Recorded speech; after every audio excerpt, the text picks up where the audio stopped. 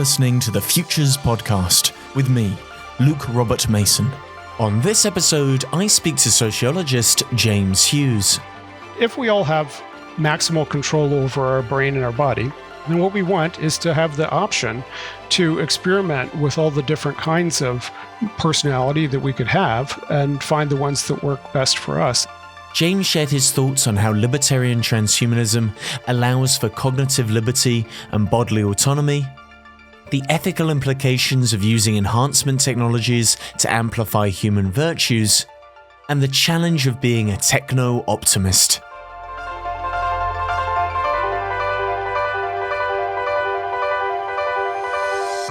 So James, you're known for being a techno-optimist, but what are some of the challenges of being a techno-optimist in the 21st century? Well, it used to be in the 19th century, 18th century, that if you were an optimist, if you were an empiricist, materialist, if you were optimistic about the future of technology and the future evolution of mankind, that you were probably a political reformer of some kind. You were perhaps on the liberal wing of the Enlightenment, advocating for the end of monarchies, but also free markets, or you might be on the left wing of things like 19th century, early 20th century Marxists who believed that having a socialist society would unlock human potential. After World War II, though, the attitudes towards technology shifted in the political landscape, and it was the purview of techno-optimism was mostly on the right, and the left was critical of technology for a lot of different reasons. And so when I entered into these debates in the 90s, I began to realize that although I had left-leaning political views, I was a staunch techno-optimist, and at least within the debates. I mean, I acknowledge the risks of technology. I'm not a Pollyanna person. So the techno-progressive perspective, which is something that we've been trying to shape and describe from the IET, has been an effort to say, look, there are issues in public policy that, in the general political debate, that people still consider too science fictional to take seriously and to argue about what kinds of policies we need to have. And so we're clearly on the side of saying, look, if something's going to happen, and we think in 10 years, 20 years, the time to start talking about what to do about it's now. So that's the techno part of it. The progressive part of it is that there's lots of different kinds of political views in futurism and transhumanism, those various communities. And only some of the folks in those communities take seriously questions about, for instance, ensuring that technology creates an equitable future, that we protect people's privacy, that the technologies that we roll out are going to be safe, well-regulated. And so arguing with those folks and trying to carve out the space with those folks is a matter of arguing about particular policy directions and the progressive critique of technology. In both of those communities, I wouldn't say we're a minority. I think we're a plurality, actually, in the futurist community. The most futurists actually lean left, but the kind of dominant hegemonic discourses from people like Musk and Peter Thiel and people like that, who are definitely not on the left. So I think we are in this kind of unusual position. But I think it's an absolutely vital job to do, because one of the real challenges that we have in the world today is a lack of a vision of what a sexy, high-tech, attractive future might be. We're so inundated with dystopian expectations at this point, and the collapse of all the old narratives about what progress might look like. And we need to really carve out a new one. And I think that's what the Techno-Progressive Project's about. That's the challenge as I see it as well. To be utopian in this day and age, almost seems to be naive. To want a better future seems like such a tragic thing to wish for because of the potential negative consequences or the unexpected negative consequences that some of these technologies can wrought. So is it even possible to write a utopian narrative for the future from a Western perspective in the 21st century? Are we struggling there because we're so quick to critique the future and future possibilities? Well, I think as soon as you describe yourself as a utopian or advocating for utopian visions, you're automatically saying that you're leaving a lot of things off the table. And that's not really where we're coming from. But in the context of the debates that are being had, if you say, hey, look, I think there are problems with human genetic engineering. We definitely need to address those problems, but those problems can be addressed, and we could end up with a future with less disease and more capabilities and so forth. People call you a utopian, even though you're acknowledging all the critiques, right? You're saying, yes, we have to address inequality, we have to address safety, it's unintended consequences, and there are ways to do that. We've done it with lots of different things, but they still call you a utopian. So I'm ready to be called that, but I don't think it's technically a utopian stance. I think there are utopians out there who aren't taking those things seriously, and they should. So in your mind, to be a utopian means that you're almost blind to the possibility of negative consequences that could arise due to new forms of science and technology. Right. I think, to be a futurist in the last couple decades is to acknowledge that the progress that we expect is going to be so chaotic, so unpredictable, that there are going to be black swan events, and that therefore it doesn't really make any sense to have a straight linear projection. I very much like some of the linearity, or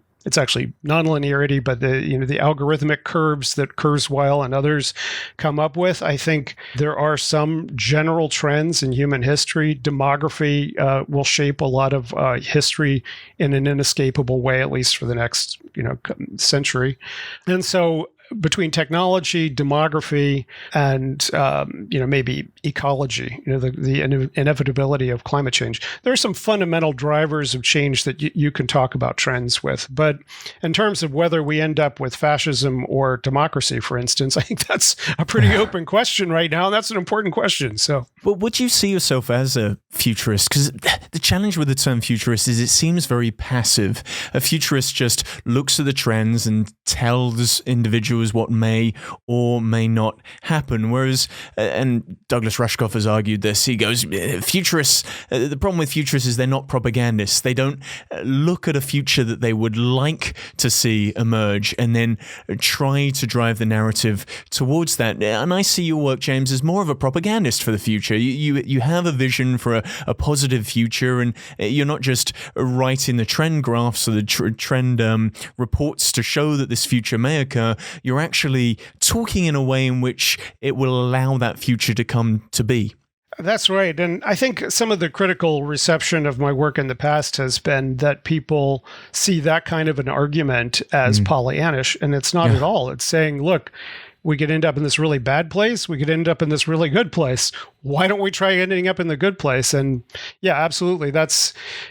And I see a lot of it as a matter of political struggle. I mean, I think one of the reasons why I focused more on politics in the last 5 years, and I'm just now kind of reorienting my attention back to my original problematique of futurism and emerging technologies, is that the world situation's gotten pretty dark because of the global decline of democracy. And when Trump got elected here, it kind of underlined that in the United States.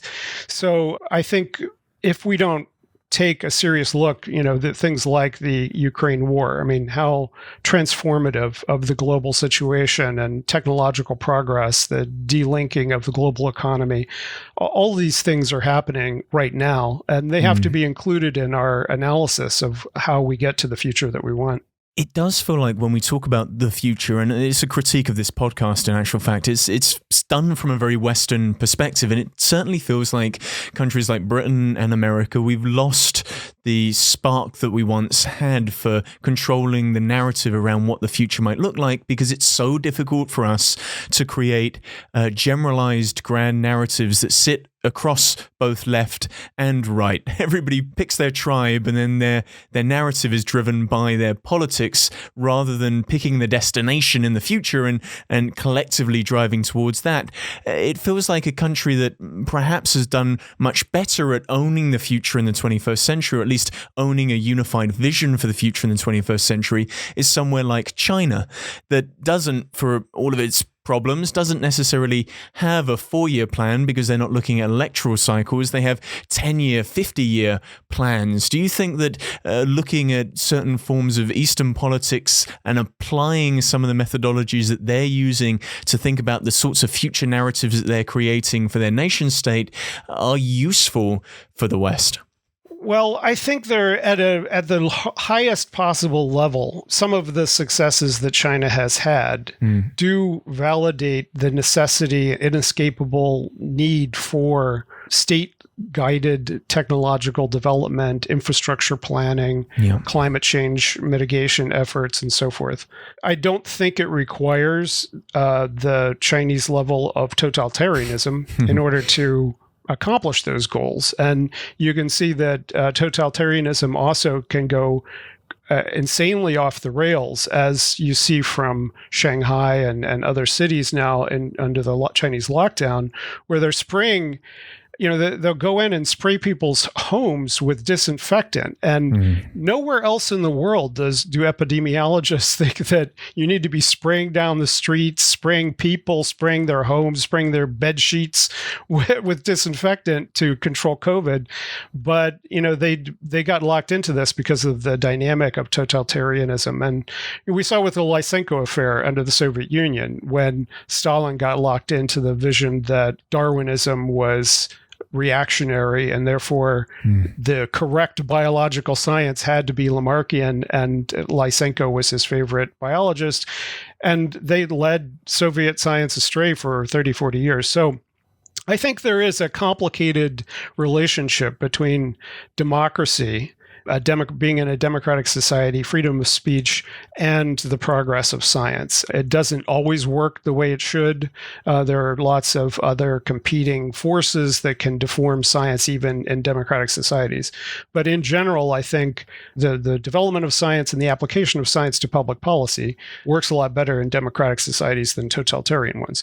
That's why, I think the model should be more of a Nordic model. It's one where there is strong political coordination in the society and strong state-level initiatives, but it's still a democratic society. The only reason I mentioned China was, for me, that moment where I suddenly realized that perhaps we don't control the narrative around the future in the West anymore, was when, in the same week that Jeff Bezos sent William Shatner to the edge of space for 11 minutes, in that same week, China sent their own space shuttle to their own space station, and they sent 3 astronauts there. So whilst America was running 11-minute tourist trips with a fake star captain, China was essentially building the future in space. And it feels like that's what we should be doing. That's the sort of agendas that we should have on the table. And we've given those agendas to these sorts of individuals you mentioned very briefly, like Elon Musk, where it's an agenda not driven by government projects, large government projects anymore. It's driven by American capitalism, free market forms of politics. And there feels like there's some limiting factors with doing things that way. Right. Well, especially in space, I've never been attracted to the vision of a private sector-led space exploration model. I guess I'm okay with if we could have some kind of international coordination about who gets to own an asteroid, and then Musk or Bezos sends out, robots to mine it.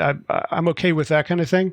But the idea of a Musk-controlled corporate colony on Mars is, in the first place, whether Mars is the right thing to do at all. That's not too attractive to me. I much prefer state-level, state-guided adventures. And I think for partly for the reason that you mentioned, which is that they're far more likely to be successful, to have the resources that are necessary. But I think there are mega projects that we need to be focusing on here on planet Earth. And again, it's easier to imagine a China committing to, for instance, spending $100 billion to build carbon capture technologies that would, start sucking carbon out of the air, or engaging in some kind of geoengineering. I would far prefer governments to do geoengineering than corporations. Well, it always feels like the techno-libertarians on the transhumanist side, those are the ones arguing for sort of rampant technological innovation, the freedom, really it's about freedom to do exactly the sorts of things they wanted to do, whether it was to the environment, to each other, to their own bodies. And yet government was always seen as that barrier to doing these kind of very pro-actionary things. Do you believe that we can have a, techno-libertarian approach to technological development whilst also having the checks and balances that something like government allows? Do we need those forces in equal measure to allow us to navigate carefully and considerately into the future?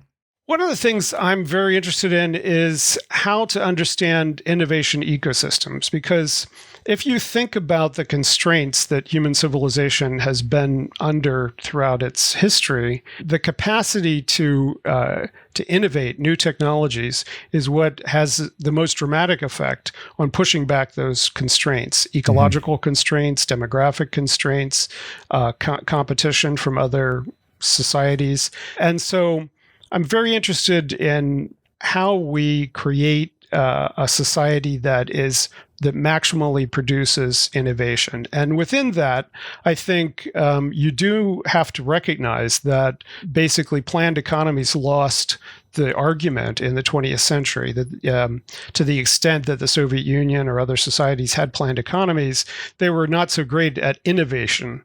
They were relatively good at frog marching a bunch of peasants into factories, building those factories, building tanks. The early stages of industrialization was what planned economy was relatively good at. But the socialist calculation debate, it's called, basically argued that once you get to a certain level of complexity, you need market mechanisms in order to progress.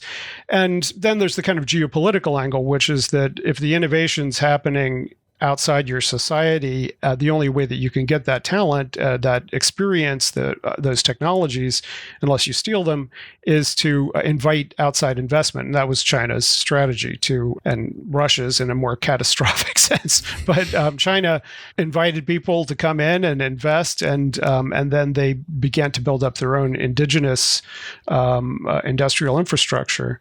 So I think in the 21st century, one of the questions that's on the table is whether the many different kinds of planning that we do in our societies, democratic and non-democratic societies, whether those kinds of planning will become increasingly sophisticated with artificial intelligence in ways that will overcome the defects of planned economies in the past.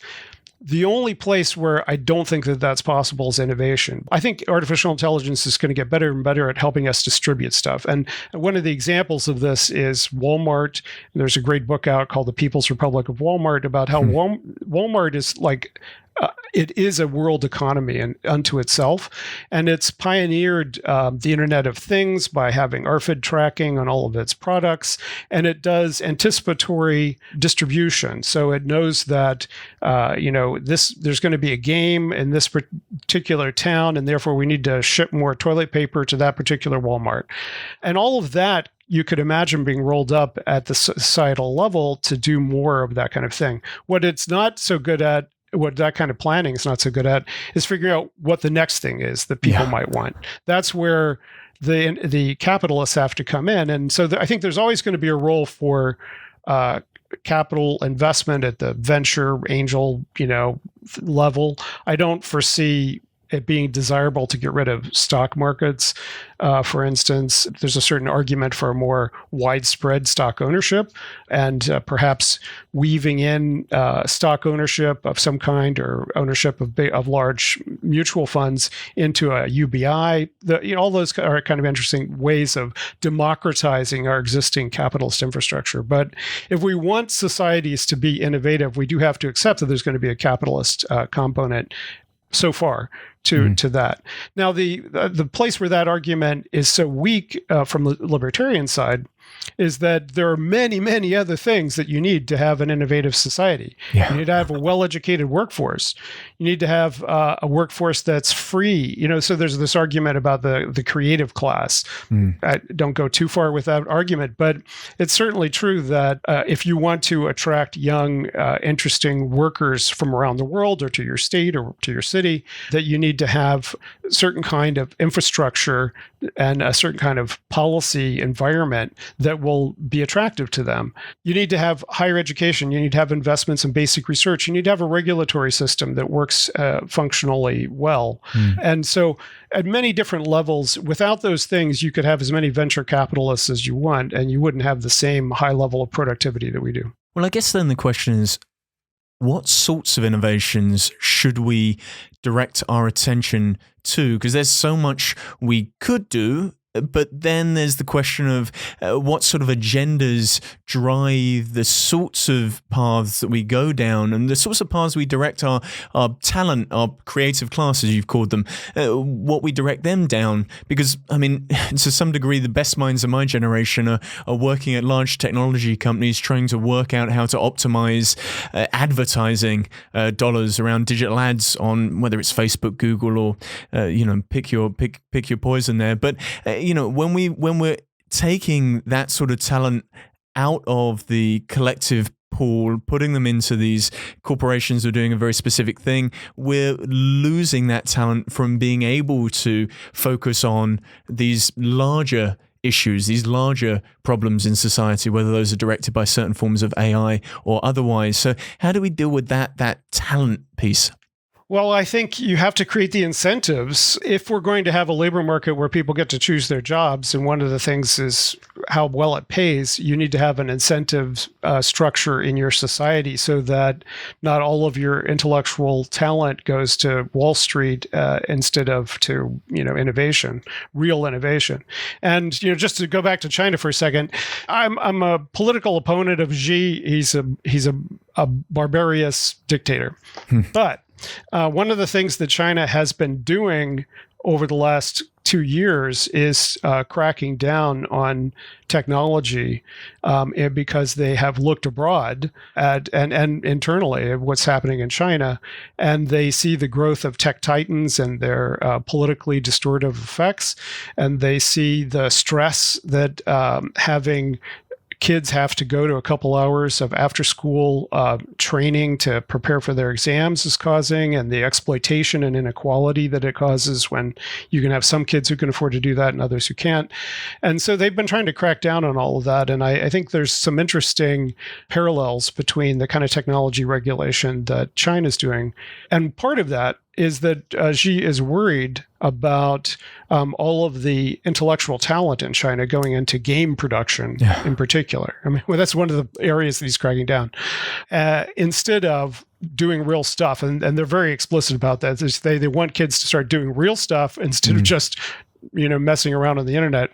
So at any rate, I think in a democratic society, the way you change those kind of incentive structures is you provide good funding for your higher education institutions and for programs of basic research so that scientists like my daughter are guaranteed reasonable living from their work and get grants to do important things. And then you need to have transitional program in your society for that, not to much pick winners, but to in broad areas say we're going to have more nanotechnology, and so we want to encourage particular industries to start collaborating with us around nanotechnology. And again, China, some of it's actually led by the People's Liberation Army. They have their own research initiatives and their own firms. The PLA for 50 years has been funding itself by doing commercial activity, not all of it legal. But one of the areas in China is to have state-directed coordination for things like quantum computing, artificial intelligence, genetic engineering, and the PLA does some of that. And so at any rate, I think we do need to have state initiatives that create the incentive structures to do the kind of innovation we need. And one of the classic examples of this is pharmaceutical research. If you look at the big pharmaceutical firms, they don't have big budget research programs on the major killers in the world, cholera and malaria and things like that. They do have them on erectile dysfunction, and the reason for that is that the people with the money to buy drugs, are worried more about those kinds of things. So, and this is a big issue with biosecurity and biosafety. And we've just gone through 2 years of COVID policy where we saw the relative efficacy of state guarantees. Look, you 5 firms, you come up with some vaccines, we'll test them, and we'll guarantee that we'll pay for X, Y, and Z. Because otherwise, why would anyone... so pharmaceutical firms don't have much incentive to engage in a 20-year smallpox or monkeypox. Now that monkeypox is spreading, there is monkeypox vaccine out there, but we don't have enough of it. And to have the kind of biosecurity program that would say we need 200 million doses of monkeypox vaccine, that is only something that governments would do. Well, it seems like that only happens when the incentives arise. So as you're saying there, it's not until monkeypox is a real problem do we then drive the funding and the allocation and the attention towards those sorts of things. But to have a truly long-termist view on the future, surely you must get ahead of these things before they occur. So do you feel like those doing the work to identify the possible future trends and the possible future problems that may come over the horizon, do you feel like they're shouting into the void when it comes to some of these things? Or are they still effective in helping at least nudge some of these government organizations or perhaps even corporations to nudge them towards focusing on what may be important, not today, but in the future? Well, this gets back to the kind of IET's raison d'etre, which is to try to make that argument and to say, look, I know that what you're concerned about right now is cybersecurity, but we expect that within 5 or 10 years, certain kinds of tools are going to become increasingly intelligent in these ways. And that would create potential problems of these sorts. And so to try to orient the existing policy debates to include that prospect, that emerging technology prospect, and create policies which would also prepare for that. In the bio arena, one of the examples here is the longevity dividend argument, which is, look, if you're concerned about diseases of aging, and COVID is also a disease of aging, right? So it's because of its age differential effects.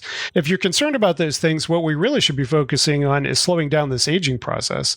And then that would be a far more effective way to control cancer, heart disease, stroke, infectious diseases that are differentially bad for old people, as well as reducing the amount of expenditure that we have in our society on nursing homes and caring for the disabled. So there are many, many ways to in every technological sphere to say, and I once talked to an Obama official about, whether they had any discussions, because I was excited that the Obama administration had some initial discussions about geoengineering. So I thought, hey, maybe there's some interesting futurists involved in the Obama administration. So I asked someone who was working in the Health and Human Services domain, has the Obama administration ever talked about human longevity and what effect it might have on, for instance, Social Security, the pension debate, things like that? Nothing. Washington is very insular to those kinds of arguments. Now, the one place where you can get a decent conversation is in the Defense Department, because they do have folks, and they bring in science fiction authors to talk to them about what things they should be thinking about. And they issue, the CIA issues one, the Defense Department issues the world in 2030, the world in 2040. This is the kind of defense environment that we're going to face. And they include things like human enhancement and nanotechnology, artificial intelligence in their projections. So, but I just wish it was more widespread. I mean, again, the Trump administration set us back a long ways in terms of the capacity to address emerging challenges, because now we're relitigating, the right to abortion, the right to interracial marriage, instead of the things that we should be debating. Well, it certainly feels like there has been some form of cultural kickback. But if we look at the Trump administration and look at some of the few good things they did do, they did allow right to try, which in other words, if you have a terminal illness, they would allow you to try hyper-experimental drugs. And that sort of policy helps some of the human enhancement agendas that you're thinking about. Can I just stop on the right to try? Because I'm very interested in this debate, and I think that the techno-progressive answer to it is what I call open clinical trials, which is to say, we don't want to just tell people to go do stuff and not collect any information about it, right? Especially if they don't actually have the condition that is being targeted by this particular drug. If they just, we saw with COVID, people taking horse pills and all kinds of things that had no evidence behind them, and they were poisoning themselves. And people forget all the time why we have a Food and Drug Administration, why we have a clinical trial regime, and why we have prescriptive control over certain kinds of drugs. And I don't want to throw all that out the window in a libertarian move. But I think that the intermediary and much more progressive position is to say, look, we have the capacity now. I have 4 medical devices right here on my desk, blood pressure monitor, my Fitbit watch. I have blood sugar testing equipment. And we have the capacity for anyone who wants to try an investigatory substance to have home health monitoring and make a quid pro quo arrangement with them and say, look, if you have the diagnosis and you want to try this, this is what you have to do. You have to keep getting this drug. You're going to have to give us all this information and come in for a monthly health checkup or whatever. And then we get the information about what's actually going on with that and can do with why this is innovative is that it's not a randomized clinical trial. Right. It allows everybody in, and then it uses statistical methods to say, look, is this more effective for African Americans than whites, for women than men? And only at the level of a population kind of study with 10,000 participants as opposed to 100 can you do that kind of an analysis. And so I think that's a far better way to go. And I think that relates to something you said earlier, which is about libertarianism. I think it's important to distinguish between the libertarianism of the market and libertarianism of the body. Yeah. I think for my kind of politics, social democratic politics, that the libertarianism of the body the state has to meet a very high bar to tell you what to do with your body. And for that reason, I understand the argument and appreciate the argument around right to try. If you have a terminal diagnosis and the society just hasn't gotten around to testing or validating any particular substance, why the hell not? If you only have 3 months to live. That's why I would like the information to come back, but I understand, and I don't have a problem with just saying, okay, they should be able to get it. The right to control your own brain, psychoactive substances, the right to control your own reproduction, to have the time your children have full access to abortion, contraception, and also to be able to control the kind of children that you're having, to be able to have prenatal testing, to be able to have eventually genetic engineering. So those are the 3 kinds of personal privacies, personal rights that I think have to be respected by both people on the social democratic left as well as people on the Republican or far right. That is a distinct kind of libertarianism from saying that you should never be taxed, or that there should never be any regulation of technology. And I make a very strong distinction between those. And well, I think that's an incredibly important point. And with regards to liberation of the body, I mean, the assumption is that people can make informed decisions for themselves. Because as we've seen with the emergence of things like the anti-vax movement, it's difficult for people to make scientifically informed decisions about what to do and when to do it with their bodies. So surely the thing we need to fix first is that scientific literacy, that education piece, before people are allowed to have this full bodily libertarian sort of approach. Dude, I'm an educator, so anybody who says we need more education, I'm down with that. But I don't think that the research is on cognitive biases and confirmation bias and things like that. I don't think it really has demonstrated that scientific literacy is a solution to all the irrationalities, the conspiracy theories, the willingness to, especially when you're talking about medicine, because one of the huge problems has always been you do an informed consent for a stage 1 cancer investigatory substance, and you tell them, look, the only thing we know about this right now is that it might work, and we're trying to figure out whether this dose will poison you or not. And they say, okay, great, thanks. Thanks for the informed consent. Give me the drug. And then you say to them, well, what do you think you just enrolled in? And they say, it's trying to cure my cancer. Well, kind of, but it's also kind of true that we're basically using vulnerable cancer patients as fodder for, clinical medicine and making your life more miserable in the last 3 months than it had to be. So there's just a huge problem with the whole idea of informed consent. But at any rate, in general, I think, of course, we need more scientific literacy, and over the course of the last 100 years, the spread of literacy and so forth, I think there's a lot less magical thinking than there used to be.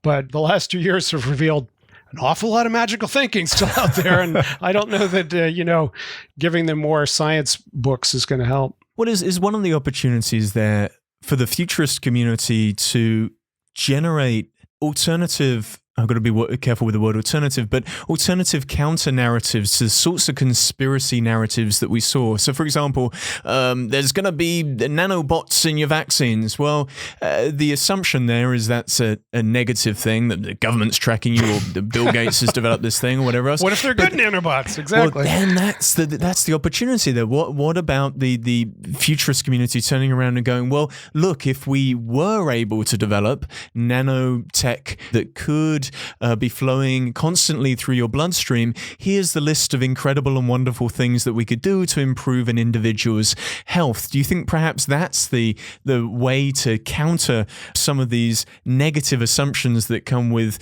technologically guided innovation that people don't fully understand? Yes. Let me just mention something else I've been working on recently, which is why there is such a politicization of science, and why we've seen this rise of conspiracy theories. And I think it has a lot to do with the changing structure of industrial society, where college-educated people have become a significant plurality, not a majority in most cases, but a plurality of the population. And as a consequence, at least in the United States, but to a certain degree in the OECD countries in general, the wage gap between college-educated workers and non-college educated has been growing.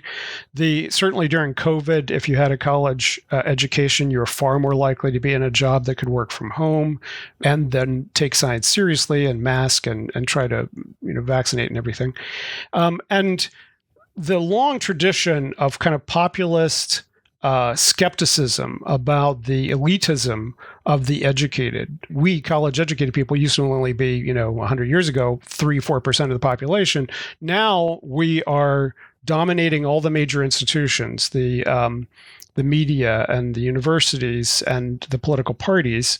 And so part of what the far right is, the blue collar far right is responding to is that inequality. And they see the rejection of expertise and the rejection of, Fauci became the litmus test or the poster boy for this in the United States. If you believed Fauci, you probably had a college education, and if you didn't, you probably were high school educated. And if you same with masking and so forth.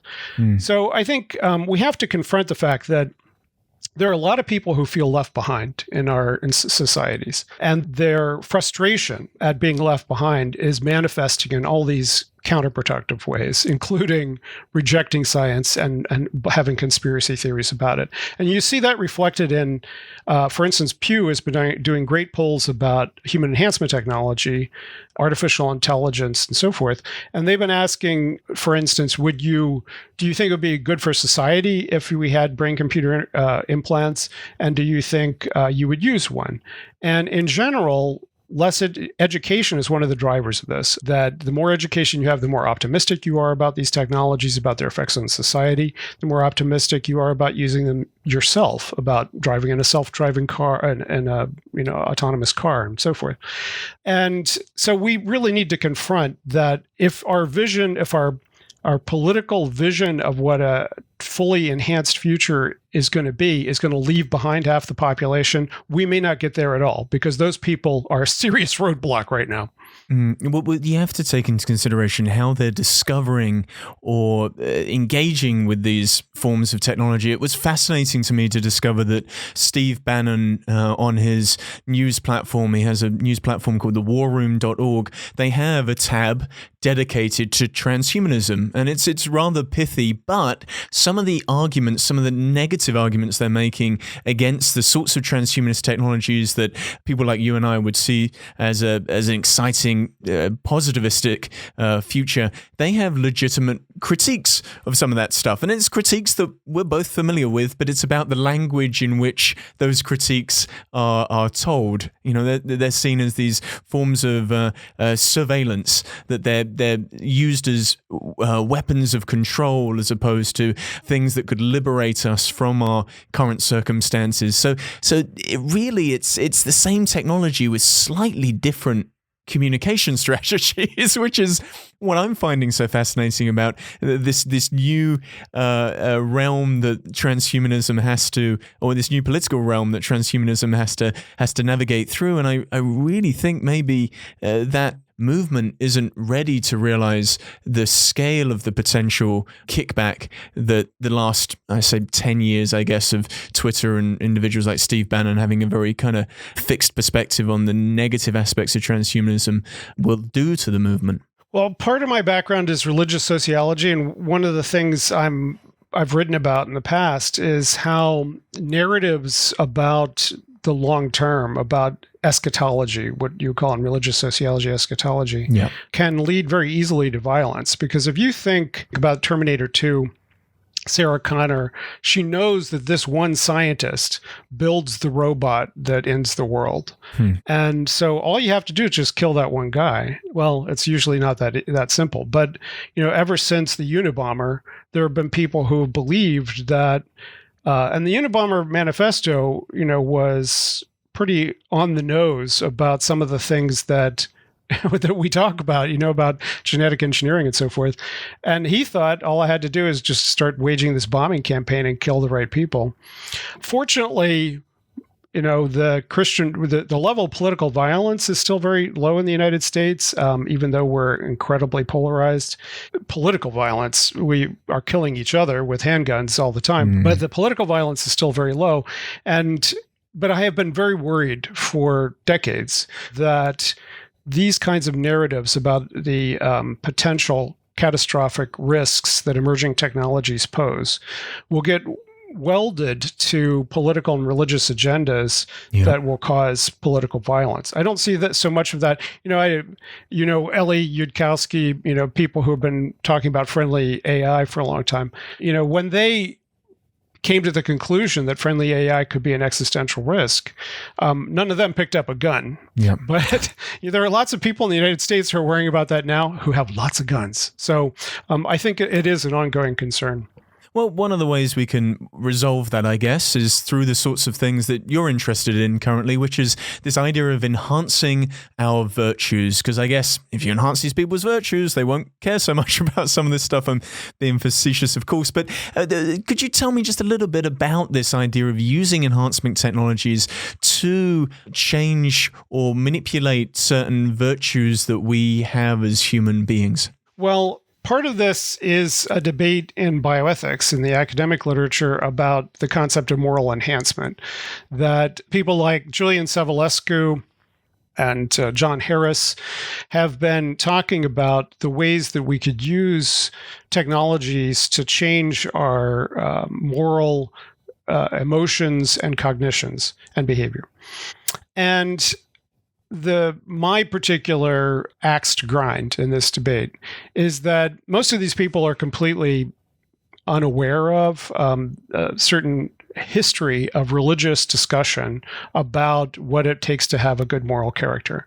They come out of a secular bioethics background, consequentialism, and so they latch onto something like, say, well, we just make everybody nicer. Wouldn't that be a better world? Or if they just make everybody smarter, wouldn't it be a better world? And it's like, you know what? If you go back to Aristotle or the Buddha, they were very clear that, Aristotle in particular, every virtue has a downside. You make people too they should be somewhat fearless, but you make them too fearless and then they're foolish. Yeah. You make them too compassionate, too open-hearted, and then they get trampled on by other people. So for a long time, for thousands of years, people have been trying to enumerate what the virtues might be and how they relate to each other and what a well-balanced moral character looks like. When we try to talk about writing morality into robots, this has been part of the problem. It's like, well, do you want a perfectly consequentialist robot? The trolley problems that they propose. So a perfectly consequentialist robot would have no problem pushing the fat man on the tracks. It's like, oh, there's a train, there's a fat man, push him on the tracks. We want maybe that outcome, but we want a moral creature, in this case a robot, to have some qualms about it, to have some competing, make it feel bad, make them think for a second. So, and that comes from this kind of complex moral character building. And if you read Wendell Wallach's Moral Machines, they basically make this argument that the best way to build a moral machine is to put them through the same moral character building process that we put human beings through, ideally. Okay, so what are the characters or the virtues that we might choose? And then I think it's I don't believe that there's an absolute ideal human character, or I'm not a perfectionist. I'm not trying to get everybody to become like X, but I think that if you look around the world, you can find certain virtues that have been very common in many different cultures and kind of distill with the essence of what they're trying to get at. And then you have to have that conversation with moral psychology, with personality psychology, and with neuroscience. Because what I've been trying to do with this project is to build a model of what those virtues how the virtue conversation in the philosophical and religious literature, how it relates to the moral neuroscience. And that's what everyone's been trying to do to some extent. So out of that, I've been making the argument for a decade, and I should finally get the book finished. But yeah, I've written lots about it. It's out there. But the book is basically structured around happiness or positivity as a virtue. Again, if you have too much of it, you can become land of the lotus eaters, so don't get too much, but we can all probably use it a little bit more. Self-control, which is one of the few virtues where having too much of it doesn't seem to have much of a downside. But if you don't have self-control, if you have addictive behaviors and so forth, then we need to overcome that.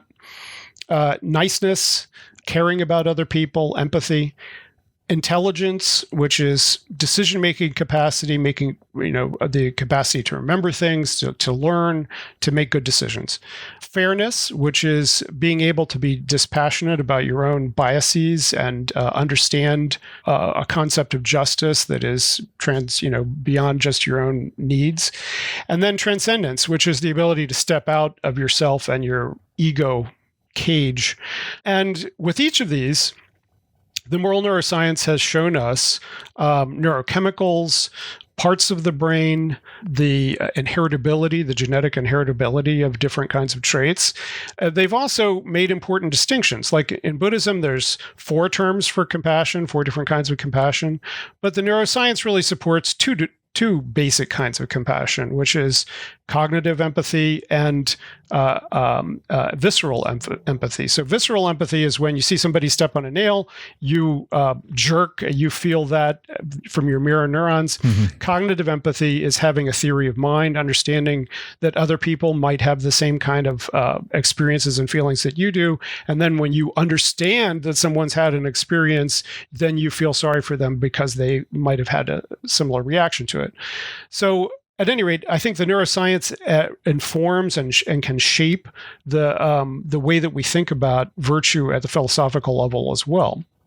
And then in between is personality theory for me, which is the evidence that certain kinds of personality traits are inheritable, largely set at birth, seem to be related to certain genetic variants for controlling serotonin or dopamine or whatever. I mean, I think the ultimate goal is for us to have a kind of control panel for our brain so that we could say, well, when I go to a party, I want to be happier, but when I go to work, all I need is 7 instead of 8. Uh-huh. Self-control, again, turn it down for the party, turn it up for work. And we already do that in a sense that you don't drink alcohol before you go to work. You drink caffeine, and then you can drink alcohol when you go to a party. We already are trying to control our moral sentiments and behavior in that way, but it will have increasingly refined methods to do that. And so finally, the project I'm also writing is one in which drugs are not just the only thing we're talking about. Yep. There's also genetic engineering of human, somatic genetic engineering, so people genetically engineering themselves.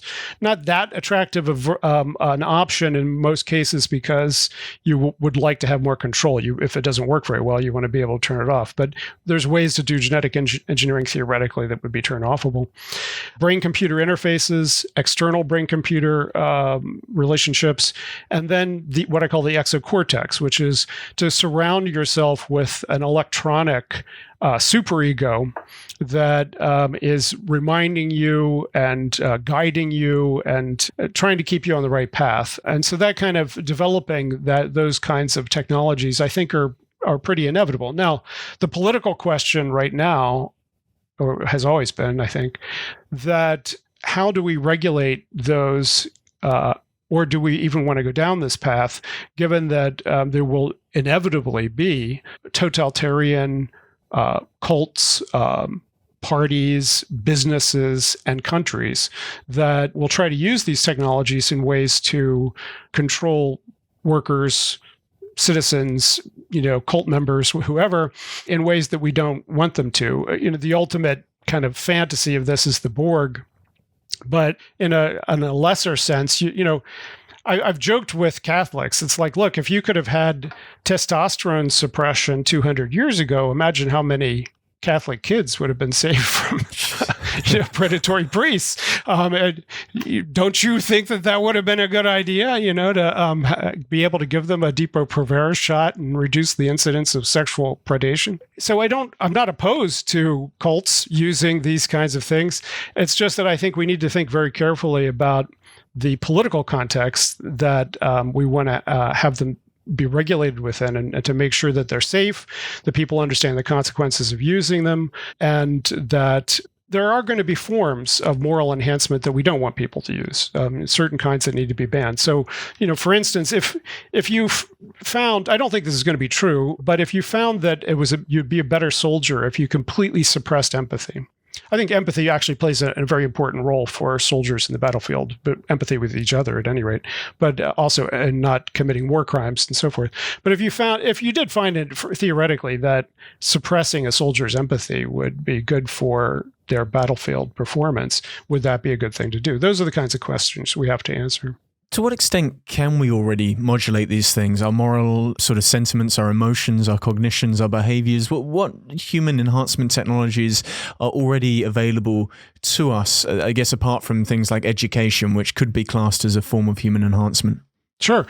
Well, that's usually where I start the conversation, is that the best thing that you can do for your virtues right now is get enough sleep, because on almost every one of the things that I mentioned, not having enough sleep, but you're not as nice, you don't have as much self-control, you're not as happy, you're not as fair, et cetera, et cetera. Diet and there are substance, there's a nutritional component to our brain. And so diet does have an influence in many of these areas, exercise. And then there's a behavioral and environmental component as well. So it's very hard to be a virtuous person in an unvirtuous occupation or an unvirtuous society. For Buddhists like myself, the Eightfold Path includes right livelihood, that you should try to pursue a job where you're not constantly, you're not trying to be a good person in a really terrible job. And similarly with the society that you're in, it's harder to, right now, I'm not to be overly political, but the images of Russian kids participating in fascist rallies and in the context of this war, how difficult would it be to be a conscientious objector to Russian fascism in this context, or to not want to believe that your society is not committing the atrocities that it's committing? So, at any rate, I think we need to have these kinds of moral enhancements within the context of a program for a better society as well. Do you think there's a danger, though, of putting certain value judgments on certain personality traits? So many of the things that you listed there, those 6 virtues, that they seem like very important things, but by putting a certain value judgment of them being preferential virtues, does that negate all the other virtues that we have that fundamentally make us human? Well, there are going to be debates about what kinds of virtue models we should aspire to. So, the faith, hope, and virtue classic formula from Catholicism, the faith part of it illustrates that for a lot of virtue models, there are components that we would accept in secular ethical frameworks, and there are components that we wouldn't. After the Enlightenment, we said you should be critical of the world. You should have an empirical, saper aud. You should have a critical approach to the world and find things out for yourself. That's not in every virtue system, and usually the opposite.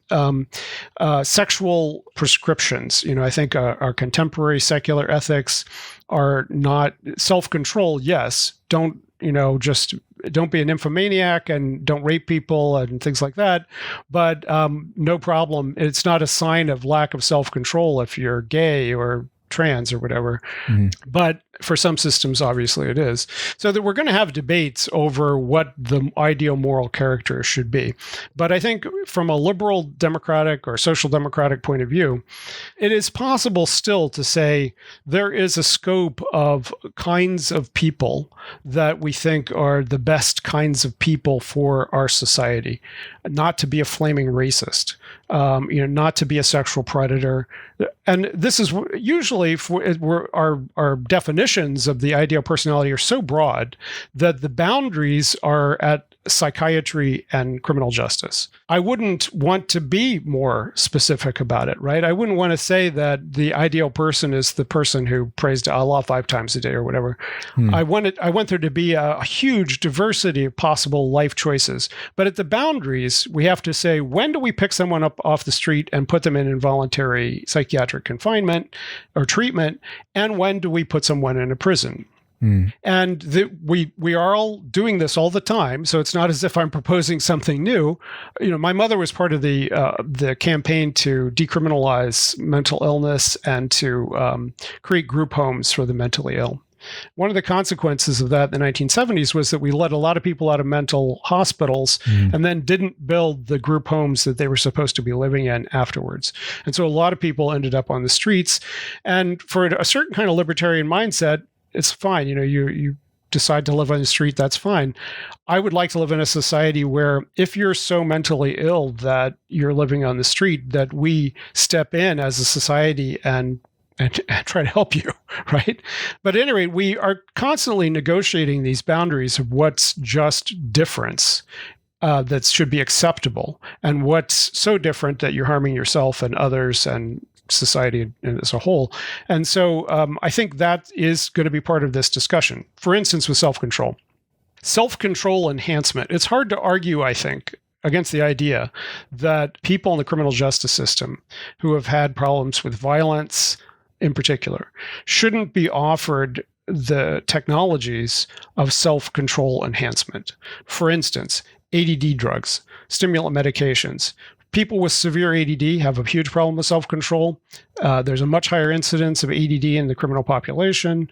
And if we were able to effectively treat ADD before they got to become involved in criminal justice, then they would be less likely to get into it. And then once they're in it, they should be evaluated and treated. Some people consider that unacceptable enhancement. It's blah, blah, blah. I just consider it a normal part of what a caring society should do. Is you've got a problem, you will not be able to live in our society effectively unless you change your brain in this particular way. And I think there's other places where we do this. Sexual, as I mentioned, testosterone suppression for sexual violence. And I think you could also make that argument for racism. And this is where I think it gets a lot more controversial. But the evidence that extreme misogyny, the incel murders, mass murders that guys who can't get a date and they decide to blame all women, they go shoot up a bunch of college students or whatever. But extreme racism and extreme misogyny is implicated in violence in our societies. And so the ability to screen for and treat, and this is where we get into we don't want to live in a police state that is constantly evaluating us for whether we're going to be thought criminals. And we don't want to have a Soviet psychiatry system that decides that every political dissident needs to get electric shock treatment.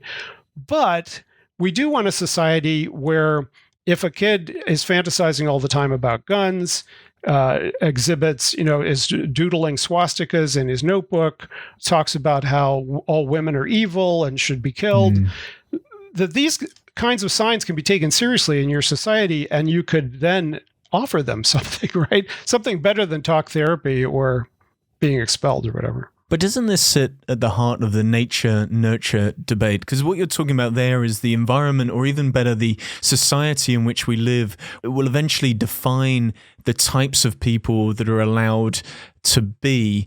And surely it should be a case that the environment should create the circumstances under which people don't exhibit these sorts of problematic behaviors. Let's say problematic to not give it a value judgment. So did you understand what I'm saying there? It feels like if you don't fit into society, we will change you as opposed to deal with the societal issues that gave rise to that sort of person who wants to be a incel or a school shooter. Well, from an evolutionary perspective, we've been doing this for a long time, right? From an evolutionary perspective, both through just killing the people in your tribe that weren't behaving the way you wanted them to, differential mating, we have been producing a eusocial outcome. That is, we've been selecting for the people who would be best to fit into the social project, however it's defined. Just imagine the amount of natural selection that we did to dogs. We've been doing the same natural selection to ourselves through our own behavior. And it's had demonstrable genetic consequences, the evolution of various kinds of food allergies, for instance. So from an evolutionary perspective, I think this is already something that we're doing. From the perspective of risk, and this is where Pearson and Sociologist went with their book Unfit for the Future, they argued that the existential risks of the future are going to become increasingly enabled by technologies that individuals or small groups would be able to control. And as a consequence, we need to ramp up, their argument was, we need to ramp up mandatory universal moral enhancement in order to address these risks. Now, I'm not prepared, I think there's a lot of missteps in the logic there, and I'm not prepared to go to their conclusion of universal moral enhancement. I think the more general point, however, is that people will try to use these technologies to become less moral in the capacities that our society generally agrees are necessary. And we want to discourage that, even though we may, because of the high bar that I think we should be trying to meet of cognitive liberty and bodily autonomy, I think we may allow people to, say, turn off all their empathy. see what it's like. But we wouldn't want a lot of people doing it, right? We may want to allow certain kinds of psychotropic drugs, methamphetamine legalization or whatever. But we, as a public policy matter, we don't want everybody taking methamphetamine, right? So I think it's an inescapable question for any society that if it wants to continue to reproduce itself, it has to define certain boundaries on human behavior and say, we're going to, if discouraging these doesn't work, then we're going to have to ban them, but let's try discouraging them and see if we can keep everybody broadly in this, ball of wax. But again, it goes back to what society is encouraging. So Rutger Bregman said in his latest book around humankind that it's unfortunate that the traits of psychopathy and lack of empathy are often those that are found within our political leaders, for example, Trump being a prime example. The fact that he was so utterly shameless, unfortunately, made him an effective candidate for the president of America. Could you have a highly empathetic US president when the stakes are incredibly high? Well, I think your example is right on, because one of the places where I see the applicability of the moral enhancement regulatory regime is there was a case a couple of years ago where they found that the guys who controlled the nuclear weapons in the United States, in these bunkers where they have to turn the two keys and all of that some of them had cheated on the exams to get to that place, and some of them had drug problems as well, like cocaine. So if there's a job where your cognitive capacities and moral decision making are vital to the livelihood of millions, let's start with bus drivers. We don't want bus drivers to be drunk at work. Yeah. And that's why you lose your driver's license if you're discovered to have an alcohol and driving problem. Or airline pilots. I think pilots is a prime example. Right. So with politicians, what do? Well, we say, tell us that you've gone to see a doctor. And then Trump comes up with, he found some guy who just said, oh, yeah, he's the healthiest person I've ever seen. And then we put pressure on Trump. It's like, we think you're losing your mind. And he said, no, I took a cognitive test. I could say that it was an elephant and a camel. Okay. He took one of the mini cognitive tests, like 5 questions.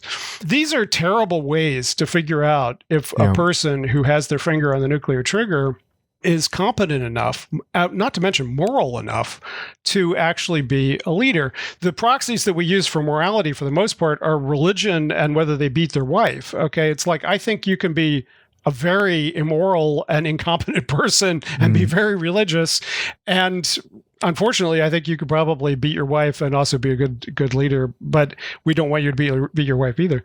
But I think what we may evolve towards, and this, it's hard to predict how this comes about, but increasingly sophisticated ways of drug testing is an example. What drug testing is widespread. I don't support it for most workers. I don't think it's necessary for most workers, but for airline pilots, for instance, I think drug testing can work. I think what we need is also cognitive and moral testing.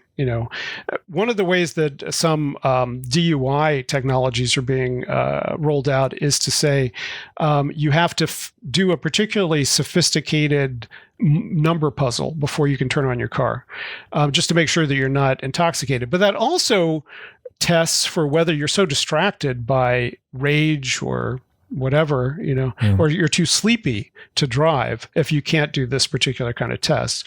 So I think that's the direction that I imagine things going in, especially with these high stakes occupations where we have to, and the kind of ultimate end of that, I joke, is, that you show, I installed morality 8.42.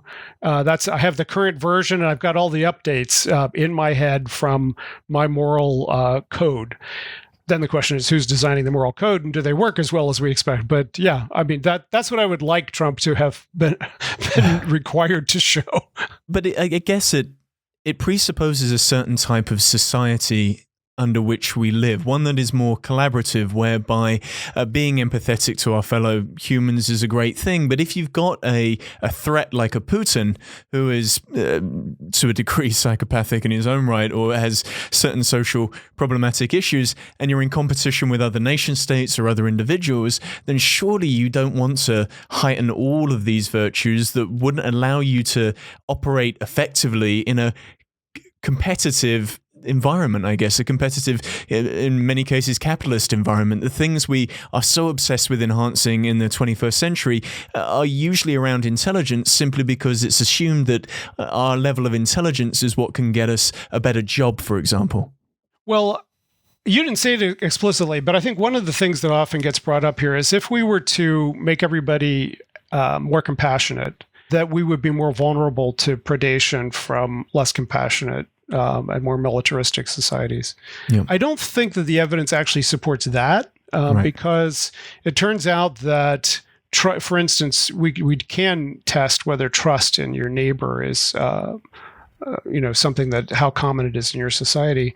I think for the most part, ramping up compassion, it has a beneficial effect on social coordination. And that is one of the reasons why this capacity is so central to social reproduction, is that tribes and groups who had more compassion for each other were able to fight on each other's behalf more effectively. Now, I think there are other forms of moral enhancement that do raise that kind of issue.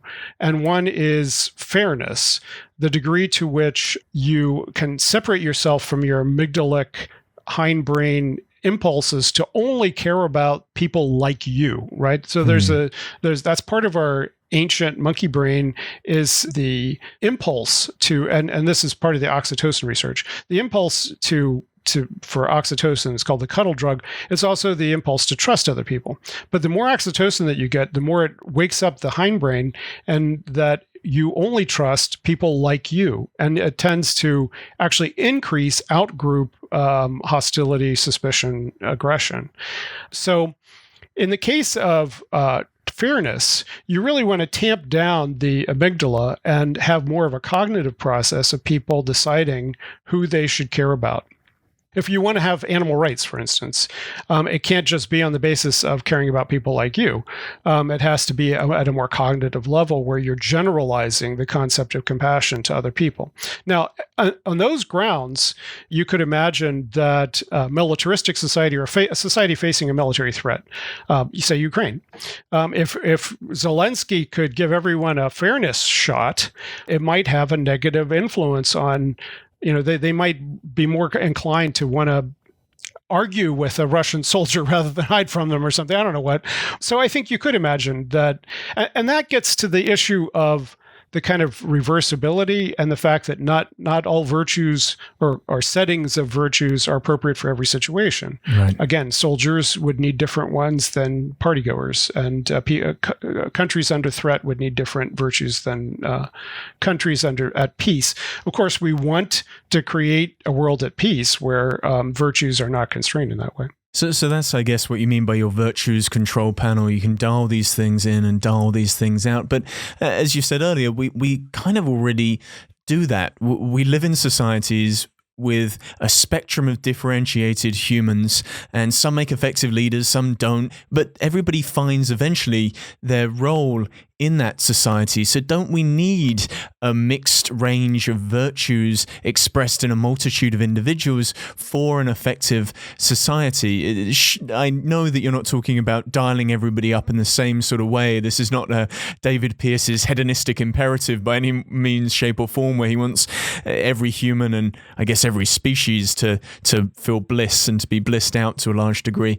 But my question, I guess, is why should we dial things for ourselves individually when we can just find our place within society based on our current virtue set? Surely this sort of virtues control panel only works for those outliers you're talking about, those with extreme lack of certain virtues or an extreme overabundance of certain virtues that may cause unintended negative consequences in their life. Well, you're making me think about a couple things. One is that There's a longstanding question in evolutionary psychology or evolutionary biology about why certain kinds of variants get preserved and why the evolutionary process doesn't converge on one ideal type, for instance, of personality. And for human beings, you've got, for instance, ADD, potentially sexual, non-standard sexual behavior. We've got a number of things that seem to have a genetic component that the question is, well, how did that get preserved? How did non-reproductive sexual behavior get preserved as a minority tendency within your gene pool? And so one of the answers to that is that if you have a group selection approach as opposed to an individual selection approach, and at the group selection approach, the groups that survive best are the ones that have the division of labor or functional differentiation internally that is ideal for their environment. So if it's ideal for surviving in an environment to have a warrior caste, a priest caste, and a farmer caste, so that you specialize in these various ways, that may be the dominant social form that emerges, and they may have different psychologies. And this has been one of the, it's not very well supported, but it's one of the hypotheses about ADD, is that ADD personalities, you want to have people in your society who have that kind of non-linear openness to experience, or whatever you attribute to ADD. And you also want to have the people who are good rule followers, and those two work in some kind of complementarity. So if that's the case, then maybe that will be a public policy question in the future. I would like to live in a liberal society where everyone gets to choose and experiment with what works best for them in their life. Now, we know that when a bunch of people start making decisions for themselves on their own interests, that can lead to negative outcomes. And that's why we have collective discussions about, well, we all decided to invest in housing, and then we created a housing bubble, and now it's collapsing, and that was bad for our economy. How do we stop from doing that in the future? We can slow down some of those individual processes that lead to negative externalities. In the case of moral enhancement, if everyone decided to become, for instance, a little bit less nice but super intelligent, if they started to go towards the Lex Luthor end of things, and we decide, well, that's great because you're inventing lots of new technologies or whatever, but we need people to actually care for the sick and the elderly, then you need to have a public policy discussion about whether things need to be tweaked.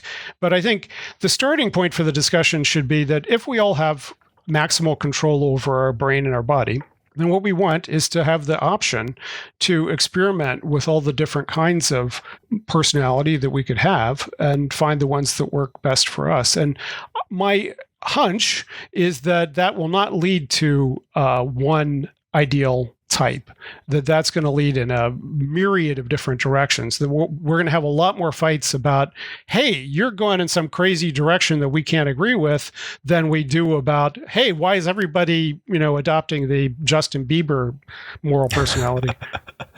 Well, doesn't that go back to what you were saying earlier about the ability to test these sorts of things at scale? Because if we did have the ability to dial our virtues and to discover what that may look like, surely we'd want to know beforehand. And one of the ways we could potentially do that is through other forms of technology, such as AI or virtual reality. We could create avatars, which are versions of ourselves with hyper empathy, or perhaps create AIs that have certain moral and personality traits that are so cranked up that we can see what the unexpected consequences of that sort of mindset is. Do you think those sorts of technologies are going to help us at least understand better how these virtues affect us as a society? Well, you probably know about Robert Axelrod's evolution of cooperation research from 45 years ago now, where he basically had a computer run a bunch of simulations of tit-for-tat games. Yeah. If are you more likely to end with a positive outcome if you always respond with the same hostile or positive response of your opponent, or should you always respond positively, always respond negatively? And eventually, his computer algorithm showed that the tit for tat was the best. That if they give you negativity, give them negativity until they give you positivity, and then you give them positivity. That was the best method. And so I think we've already been doing kind of computer modeling of moral enhancement, or at least moral outcomes. Our models are always far less sophisticated than the mess of human cognition. And that's true in biology as well. I have written and do expect that in silico, biology is going to become increasingly important. Our ability to simulate the myriad interactions that drugs and biological systems have, and to try to say, if we do this particular gene tweak, where would the cascades of effects potentially be? But we know from animal studies, a lot of things that work in animals don't work in humans for ways that we still don't understand. And we know that modeling everything in the human body is impossible. And so the levels of modeling and the sophistication is going to be trial and error. So yeah, I do think we're using, for instance, in silico models to try to find potential drug candidates to test. And I think that's the appropriate, use at this point, is to say, of all the different drugs out there, what are the kinds of drugs, what are the classes of drugs that we should be looking at for this particular kind of efficacy? But I wouldn't want to go too far quite yet with saying, well, we tested this drug in our silicon human and it worked fine, so here you go. In fact, there was a Star Trek episode about that. There's a Star Trek episode called Medical Ethics from Star Trek Next Generation, where where Worf breaks his back and wants to commit suicide. It's got 50 different ethical issues in it. But one of the ethical issues is that a research scientist comes on board and she says, well, I want to try this thing on him, and it's worked brilliantly in all my simulations. And then the human doctor, his actual doctor, says, well, that's not good enough.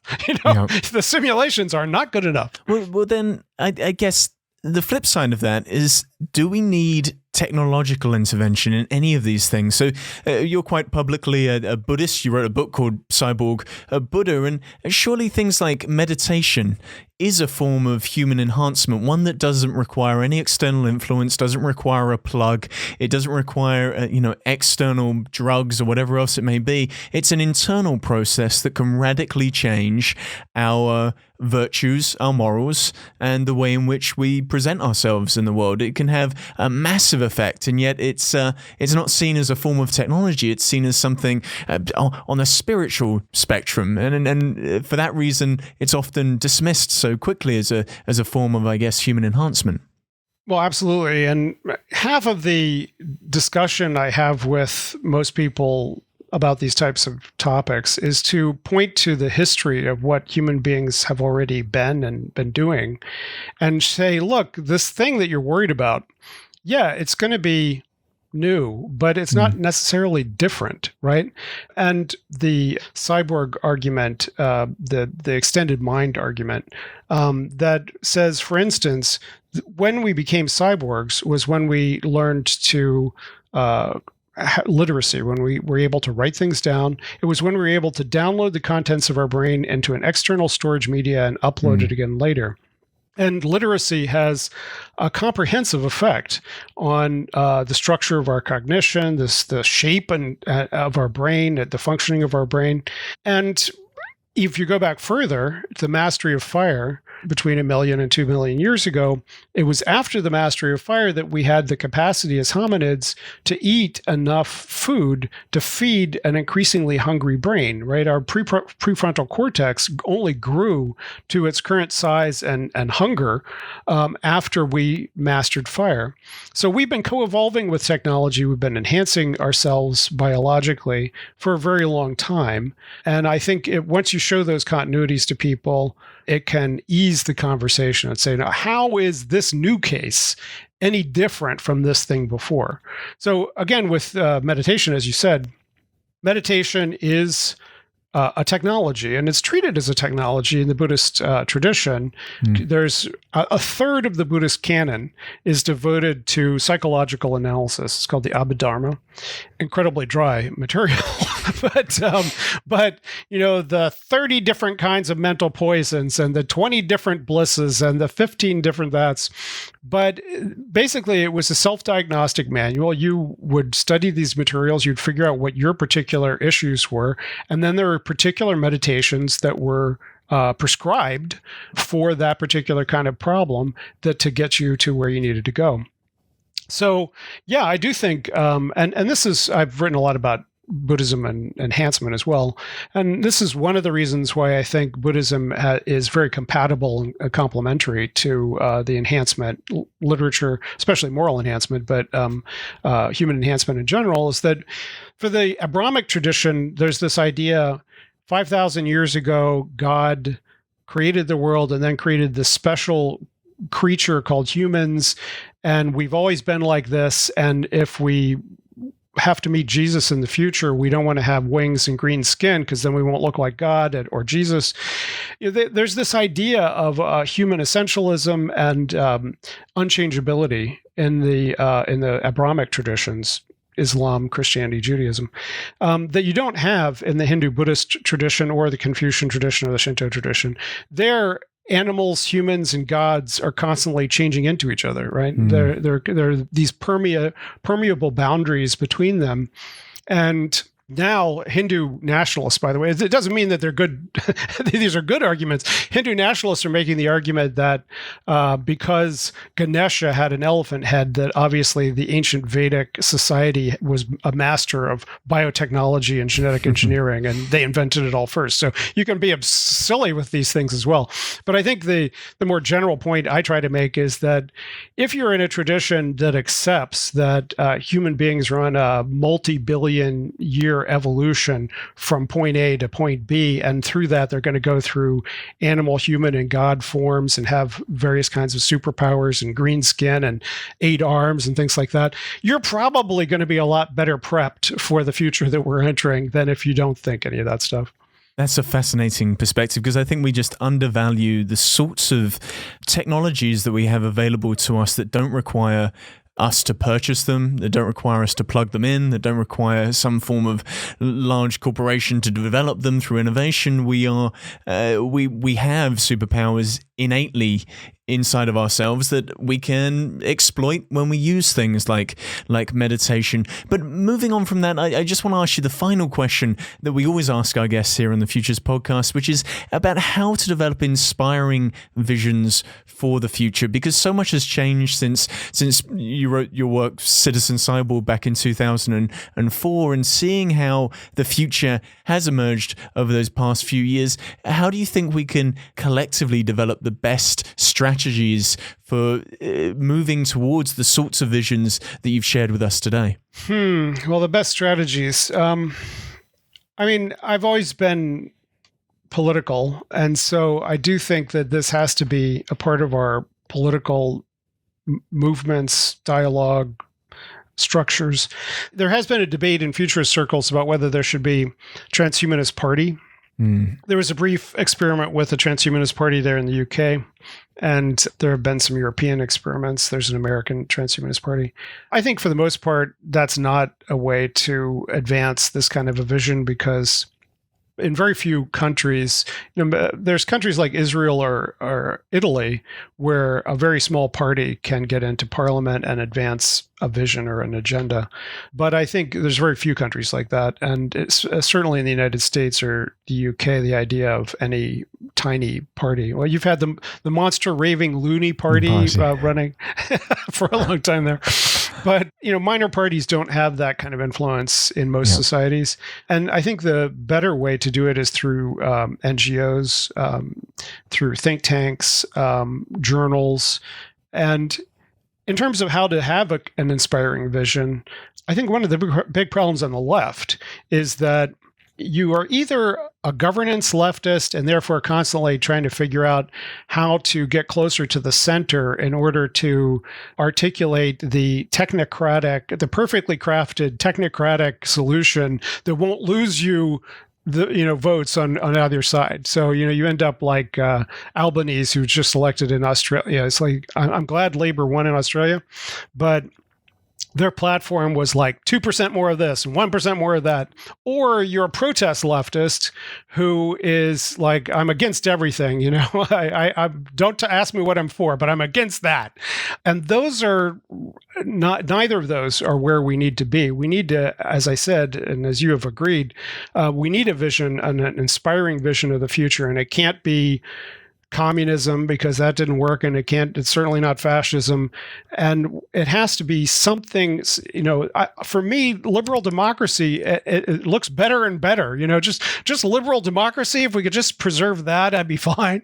But if we had, a vision, for instance, of a society with UBI, universal health care, that included access to anti-aging medicine, a program for space exploration, a program for climate, serious technological program for climate remediation. I think that kind of a vision of a future that is both technologically forward-looking and politically inspirational could be the basis of a new politics in our future. Well, James Hughes, on that important note, I just want to thank you for being a guest on the Futures podcast. Thank you. Thank you to James for showing us how moral enhancement technologies may dramatically alter society. You can find out more about James's work by visiting the Institute for Ethics and Emerging Technology at IEET.org. If you like what you've heard, then you can subscribe for our latest episode. Or follow us on Twitter, Facebook, or Instagram at Futures Podcast. More episodes, transcripts, and show notes can be found at futurespodcast.net. Thank you for listening to the Futures Podcast.